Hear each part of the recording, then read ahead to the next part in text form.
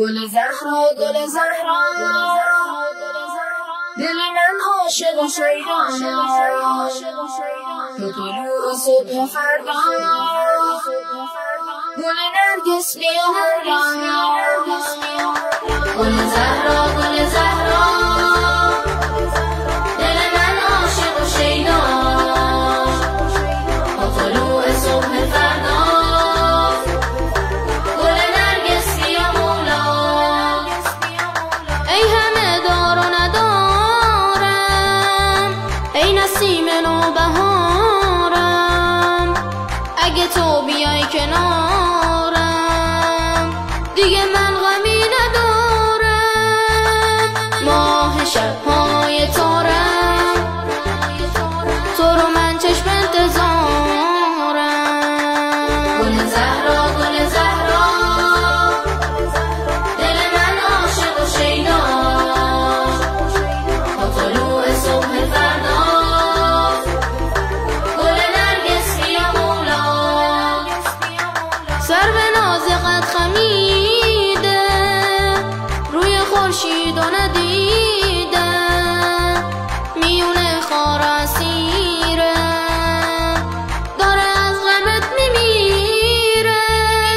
چشم به راه تو میشینه روی ماه تو ببینه گل زهرا گل زهرا دل من عاشق و شیدا تا طلوع صبح فردا گل نرگس بیا مولا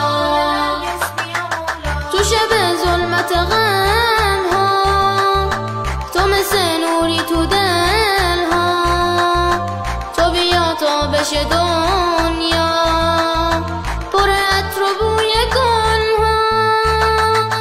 تو تموم آسمون ها توی تک ستاره گل زهرا گل زهرا دل من عاشق و شیدا تا طلوع صبح فردا گل نرگس بیا مولا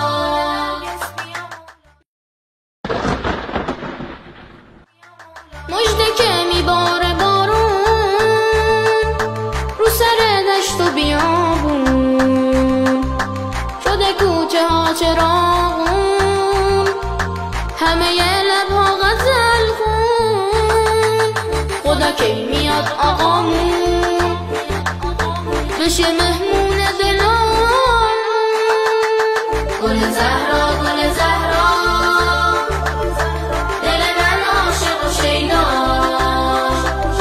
تا طلوع صبح فردا گل نرگس بیا مولا گل زهرا